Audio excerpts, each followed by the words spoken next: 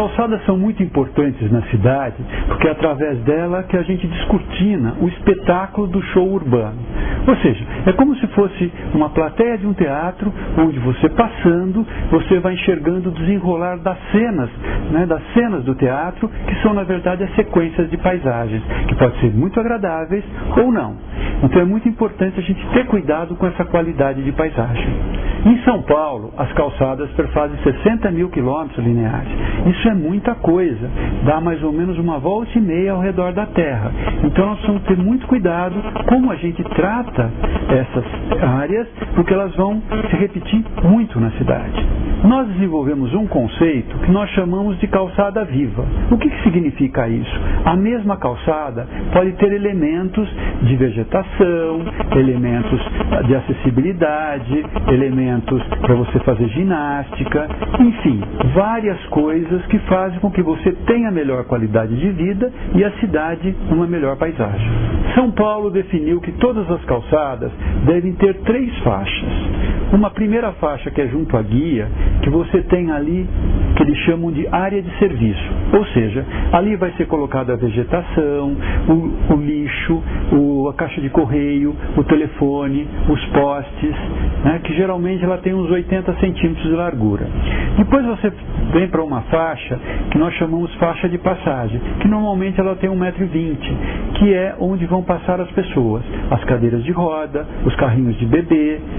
E depois nós temos uma pequena faixa que varia de 30 a 50 centímetros, ou até ela pode não existir, que é a área de acesso às edificações, ou seja, onde estão os portões, as portas das áreas que você vai entrar nas edificações.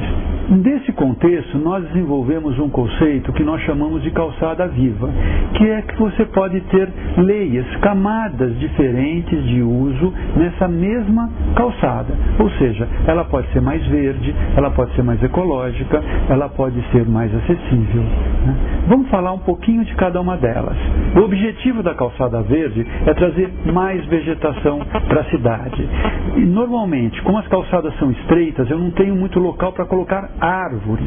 Isso é um grande problema. E normalmente as pessoas entendem vegetação como árvores.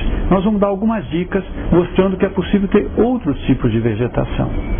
Por exemplo, junto ao muro, muitas vezes nós temos grandes extensões de muros, ou então temos gradis também em grandes extensões. A ideia é ter trepadeiras nessas áreas, trepadeiras que se agarram sozinhas no muro, que é mais prático, você não precisa ficar conduzindo, porque depois no dia a dia isso é bastante complicado. Então nós temos 2 tipos de trepadeiras. O ficus humila, que também agarra sozinho, e o partenocisus, que é a falsazinha. O partenocisus, que é a falsazinha, tem a vantagem de cair suas folhas no inverno. Então, no inverno, quando você precisa do sol, o sol bate nessa superfície e reflete, dando então mais calor ao ambiente, que o inverno é muito frio. No verão, nós temos as folhas grudadas nesse muro, essas plantas estão folhadas, e nós temos uma amenização da temperatura, o que é muito desejável.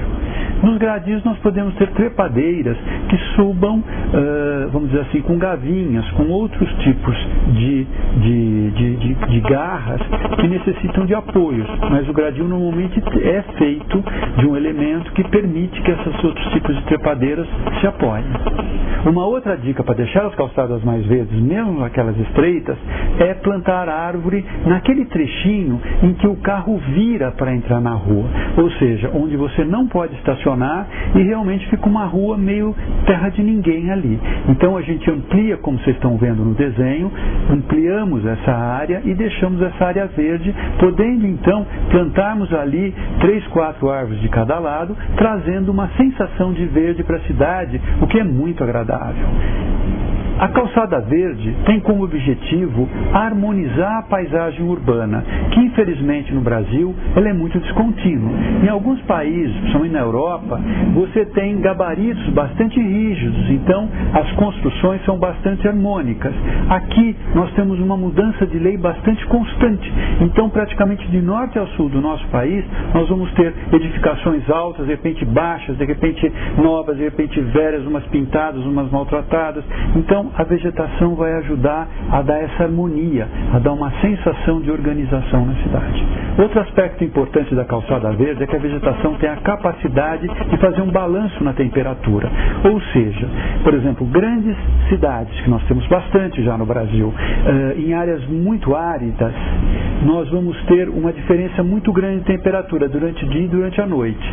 Ou seja, um clima quase de deserto. De dia vai ser muito quente e à noite é muito frio. A vegetação absorve esse calor durante o dia e à noite ela também melhora essa situação do muito frio. Então ela consegue harmonizar.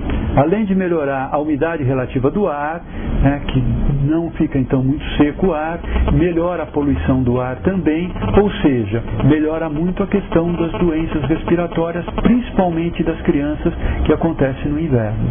Então, a calçada verde é uma questão de qualidade de vida e de melhor qualidade de saúde da população.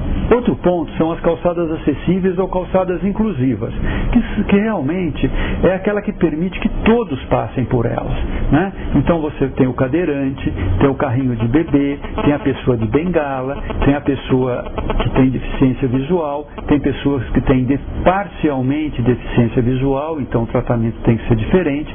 Então é muito importante que a gente tenha as rampas de acesso para o cadeirante, nós tenhamos o piso podotátil para essa pessoa com dificuldade de visão, ou seja, pensemos na calçada como um elemento importante para toda a sociedade.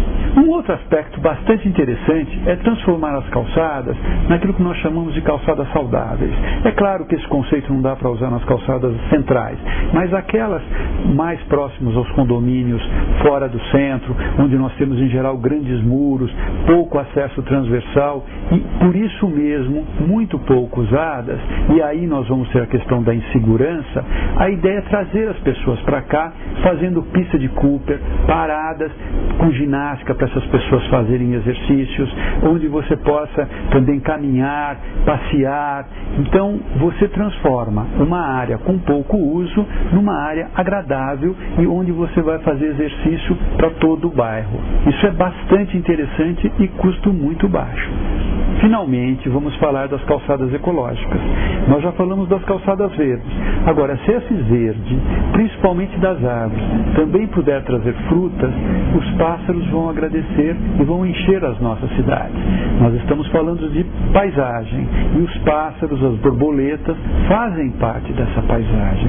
Então é muito importante pensarmos naquelas frutinhas, tipo pitanga, jabuticaba, amora, que algumas pessoas não gostam porque suja um pouco o chão, mas são muito atrativas, também façam parte da nossa cidade.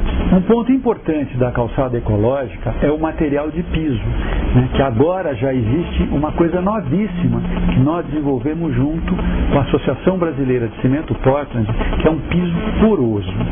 Ou seja, é um material que a água cai sobre ele e ao invés de ir para a boca de lobo, correr e contribuir com as enchentes, ela penetra no solo e vai alimentar o lençol freático. Inclusive a vegetação que está lindeira a esse piso, ela vai agradecer, porque essa água vai alimentar suas raízes. Agora, como é esse piso? Esse piso é feito de concreto, brita e um material aglutinante que é uma espécie de cabelo de plástico. Só que para você colocar esse piso, você não pode ter uma base impermeável. Você precisa ter uma série de britas, né? A brita mais grossa, a mais fina, a areia. Aí você coloca esse material e rejunta com areia. Então, quando a água cair sobre ele, ela vai penetrar no solo, como sempre aconteceu antes de você ter a impermeabilização da cidade. É uma coisa muito simples, mas é muito importante quando a gente pensa nos 60 mil quilômetros que essas calçadas podem ter, como por exemplo numa cidade como São Paulo. Esse piso é tão interessante que já está sendo desenvolvido agora um parecido para a gente colocar também no leito carroçável. Ou seja, quanto maior área drenante nós tivermos, menor será a contribuição das enchentes. Hoje em dia, a única forma de você conter enchentes é através dos piscinões. O que são os piscinões? São buracos que você faz debaixo do asfalto e essa água, ao invés de ir para o rio, antes ela chega nesse buraco e ela vai enchendo essa piscina. Isso é interessante porque você minimiza a contribuição da enchente e você bombeia essa água do piscinão para o rio quando o rio baixar algumas horas depois que terminaram as pancadas de chuva. Só que os piscinões têm um problema muito sério. Quando a enxurrada leva essa água, ela também carrega muito lixo. E esse lixo tem matéria orgânica que vão entrar todos no buraco do piscinão. Então, após bombearmos essa água, vão ter que descer homens lá, pessoas lá, para tirar esse lixo. E esse lixo muitas vezes tem matéria orgânica. E sempre fica um pouquinho desse lodo, desse lixo, que é quase impossível tirar todo ele. E esse lodo vai contribuir, então, para insetos indesejáveis, roedores, que não é bom para a cidade. Então, o piscinão, ele é bom, mas se ele puder ter os pisos drenantes como coadjuvante no papel de melhorar as enchentes, é o melhor dos mundos que nós podemos ter. Tá bom? Acho que agora ficou legal.